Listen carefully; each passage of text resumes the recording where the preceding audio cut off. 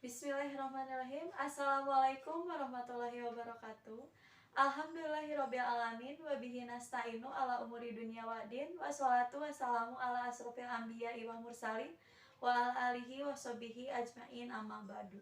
Segala puji bagi Allah yang telah memberikan nikmat iman dan Islam.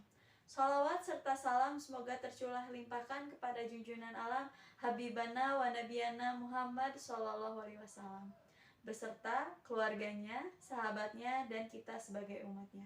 Untuk sebelumnya, saya ucapkan terima kasih kepada Ibu Lesi yang telah memberikan saya waktu untuk berpresentasi. Halo, perkenalkan nama saya Amelia Padilla Putri. Saya di sini akan mempresentasikan atau memberi sedikit penjelasan yaitu tentang chapter 1 dari buku Lifelong Learning in Action karya Norman Lower. Pada chapter 1 membahas tentang learning is of all people yang artinya pembelajaran untuk manusia. Pada slide yang pertama, mengapa kita belajar seumur hidup? Pasti dipertanyakan, kenapa kita harus belajar sepanjang hayat atau sepanjang hidup? Masalah yang mempengaruhi setiap masyarakat dan menyebabkan pandangan pembelajaran sepanjang hayat sebagai fenomena global adalah sebagai berikut. Yang pertama, demografi global yang mendasar di negara maju. Demografi global adalah dinamika kependudukan manusia di dunia. Demografi meliputi ukuran, struktur, dan distribusi penduduk, serta bagaimana jumlah penduduk berubah setiap waktu akibat kelahiran, kematian, migrasi, serta penuaan. Demografi di negara maju terjadi pertumbuhan penduduk yang sedikit, sedangkan di negara berkembang pertumbuhan penduduk yang besar memperburuk kekurangan sumber daya dan pendidikan. Untuk menghindari hal tersebut, kita harus menerapkan prinsip-prinsip pembelajaran seumur hidup. Yang kedua, pengaruh televisi dan media yang meluas terhadap perkembangan pemikiran, gagasan, dan persepsi masyarakat. Televisi dan media memiliki pengaruh yang sangat kuat terhadap manusia, karena dalam televisi atau media terdapat oknum-oknum yang menggunakan televisi atau media sebagai alat propaganda untuk menumbuhkan kebencian dan intoleransi yang memiliki pengaruh terhadap pada kemampuan masyarakat dalam membuat pilihan. Oleh sebab itu, masyarakat harus mempelajari pembelajaran seumur hidup. Yang ketiga, kerusakan lingkungan dan menipisnya sumber daya dunia. Mengalami kerusakan lingkungan, menipisnya sumber daya, dan kebutuhan energi terbarukan, perusakan ekosistem, dan permintaan akan pembangunan berkelanjutan. Oleh karena itu, perlunya pendekatan pembelajaran seumur hidup untuk mengatasi masalah kelangsungan hidup seumur hidup. Alasan mengapa dunia harus mempelajari pembelajaran seumur hidup adalah sebagai berikut. Yang pertama, perkembangan baru di semua cabang pengetahuan dan teknologi, karena tahun demi tahun dunia selalu melakukan perkembangan, baik dari cabang pengetahuan dan teknologi. Pengetahuan dan teknologi membantu meningkatkan standar kehidupan berbagai dunia. Oleh karena itu, kita harus melakukan peningkatan dalam pembelajaran untuk memahami dan menggunakan teknologi dengan bijak. Yang kedua, ledakan informasi dan pengetahuan melalui penggunaan internet dan teknologi. Komunikasi, banyaknya informasi dan pengetahuan yang tersedia bagi kita dan dapat mengubah cara hidup. Berkomunikasi dapat bekerja. Teknologi dapat memperdayakan dan memperbudak. Oleh karena itu, kita harus mempelajari penggunaan teknologi dengan baik.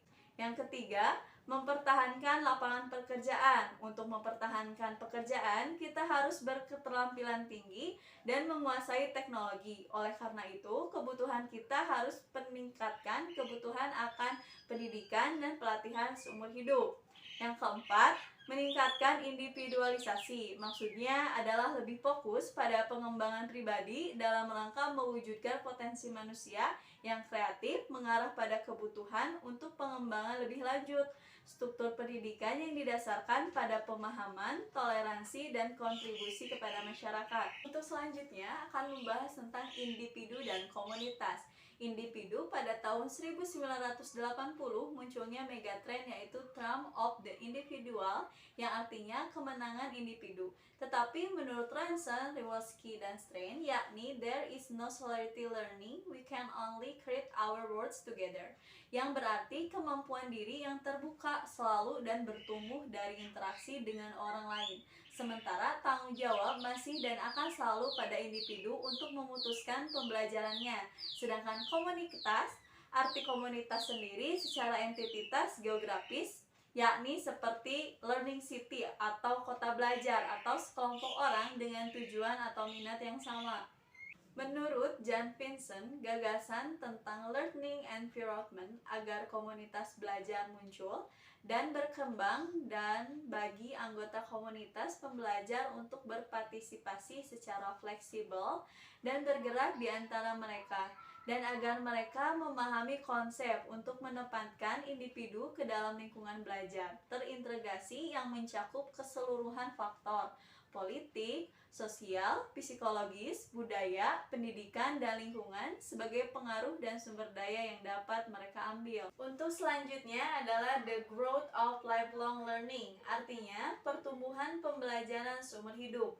Pada tahun 1972, UNESCO mengeluarkan laporan Komisi Laure tentang dokumen reformasi pendidikan yang di dalamnya mengusulkan perkembangan keterampilan dan kemampuan manusia, dukungan pembelajaran dalam konteks kehidupan dan pekerjaan sehari-hari, menciptakan masyarakat pembelajar dan keterlibatan masyarakat dalam proses pembelajaran dan peran sosial. Fokus keseluruhan pada tanggung jawab individu untuk belajar, meskipun dengan peran bagi komunitas. Konsep tersebut disempurnakan dan dikembangkan oleh Paul Langrad dan A.J. Crowley, yakni pembelajaran seumur hidup menjadi kunci untuk kelangsungan hidup untuk manusia. Pada tahun 1979, Club of Rome mengeluarkan tema mobilitasi berbasis luas dari bakat kreatif yang melekat pada semua manusia. Dianggap salah satu cara untuk memungkinkan mereka memahami, beradaptasi, dan untuk buat kemajuan dalam dunia yang semakin kompleks. The Organization for Economic Cooperation atau OECD mendukung pembelajaran seumur hidup meskipun dengan nama Recurrent Education yang artinya pendidikan berulang, yaitu memperhatikan dari dirinya sendiri terutama dengan pasca pendidikan wajib dan pendidikan dasar dan dengan persiapan individu untuk kegiatan kerja. Pada tahun 1980 di dunia barat pemikiran pembelajaran sepanjang hayat menjadi kurang populer. Namun pada tahun 1990 UNESCO dan OECD membangkitkan pembelajaran seumur hidup. Untuk yang selanjutnya adalah fast forward with lifelong learning, yang artinya maju cepat dengan pembelajaran seumur hidup. Pada tahun 1996 UNESCO dan OECD tentang pembelajaran seumur hidup terdiri dari 4 pilar, diantaranya adalah sebagai berikut. Yang pertama, learning to do adalah belajar bagaimana kita mengerjakan atau melakukan sesuatu. Yang kedua, learning to be adalah belajar bagaimana pembelajar menjadi seseorang atau sesuatu, personal growth. Bagaimana tumbuh menjadi seseorang yang seperti apa dan sesuai dengan apa yang dia cita-citakan. Yang ketiga, learning to understand adalah belajar untuk mengetahui sesuatu dan sebuah konsep pada umumnya dilaksanakan di pendidikan formal dan pendidikan non-formal. Yang keempat, learning to live together adalah belajar bagaimana menjadi masyarakat atau warga yang baik, belajar bagaimana menjadi bagian dari masyarakat, belajar saling berkegantungan dengan orang lain, maksudnya kita saling membutuhkan dan untuk menutupi kekurangan kita dengan kelebihan orang lain, dan belajar menjadi sosial kohesi, yaitu bersatu dengan masyarakat agar meningkatkan kualitas hidup yang baik dari segi ekonomi maupun sosial. Komisi Eropa mendeklarasikan pada tahun 1996 sebagai Tahun Pembelajaran Seumur Hidup Eropa dan mempersiapkan buku putih tentang subjek tersebut yang diikuti oleh European Round Table of Industrial yang bekerja sama dengan Dewan Rektor Universitas untuk menghasilkan The Learning Society yang artinya masyarakat belajar. Dan Longworth dan Davies menerbitkan buku yang berjudul Lifelong Learning yang menjelaskan implikasinya bagi sekolah, universitas, bisnis, dan masyarakat. Pada Maret tahun 2000, Eropa menjadi ekonomi paling kompetitif di dunia yang mampu tumbuh dan berkelanjutan dengan pekerjaan yang lebih banyak dan lebih baik. melalui pengembangan dan promosi strategi pembelajaran seumur hidup yang koferensi.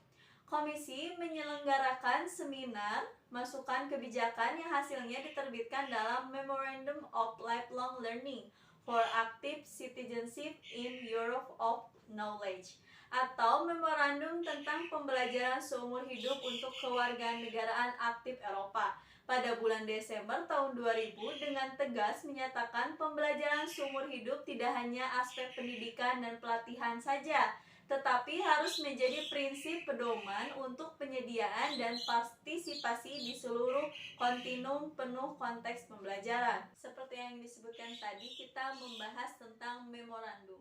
Memorandum tersebut merekomendasikan 5 tujuan yang terkait dengan komunitas yang secara luas sebagai berikut. Yang pertama, untuk memberikan kesempatan belajar seumur hidup. Yang kedua, untuk membangun masyarakat inklusif yang menawarkan kesempatan yang sama untuk mengakses pembelajaran seumur hidup bagi semua orang dan di mana pendidikan dan pelatihan pertama dan utama didasarkan pada kebutuhan dan tuntunan individu. Yang ketiga, untuk mencapai tingkat pendidikan dan kualifikasi yang lebih tinggi di segala sektor untuk memastikan penyediaan pendidikan dan pelatihan yang berkualitas tinggi, kita harus memastikan bahwa pengetahuan dan keterampilan sesuai dengan tuntutan perubahan pekerjaan, organisasi pekerjaan, dan metode pengerjaan. Yang keempat, untuk menyesuaikan cara pendidik dan pelatihan, maksudnya bagaimana kehidupan kerja yang banyak diatur sehingga yang dapat berpartisipasi dalam pembelajaran sepanjang hidup mereka dan merencanakan sendiri bagaimana menggabungkan belajar, bekerja, dan kehidupan keluarga. Yang kelima, mendorong dan membekali masyarakat untuk berpartisipasi aktif dalam semua bidang kehidupan, terutama dalam kehidupan sosial dan politik di semua lapisan masyarakat. Penggunaan yang efektif dan teknologi tidak dapat menyelesaikan masalah pembangunan manusia, dan oleh karena itu perlu ada masyarakat belajar, yaitu masyarakat di mana setiap orang diberdayakan dan dimungkinkan untuk mengembangkan potensi manusianya sendiri. Untuk materi selanjutnya, kita akan ngebahas tentang apa sebenarnya pembelajaran sepanjang hidup atau seumur hidup. Menurut Jan Comenius, panjang hidup adalah dari buaya sampai liang lahat. Dan belajar berarti memberikan pembelajaran kepada peserta didik atau pelajar. Jadi pembelajaran seumur hidup adalah bahwa pembelajaran seumur hidup untuk semua, tidak hanya untuk pendidikan, tetapi pembelajaran yang berpikir memperluas kemungkinan ekonomi mereka, dan pembelajaran seumur hidup itu bisa dilakukan oleh siapapun. Selanjutnya, pengertian pembelajaran seumur hidup menurut De Hoek.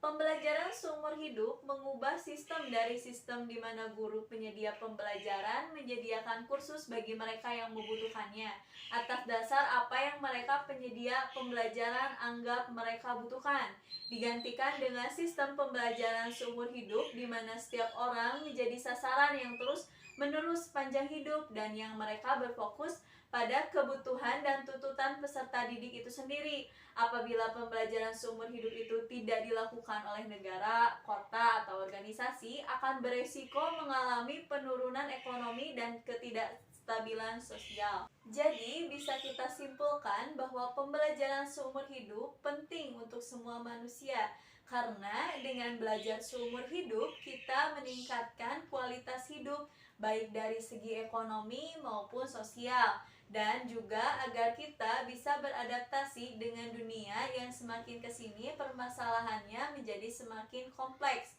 seperti kita belajar mempelajari ilmu pengetahuan dan teknologi.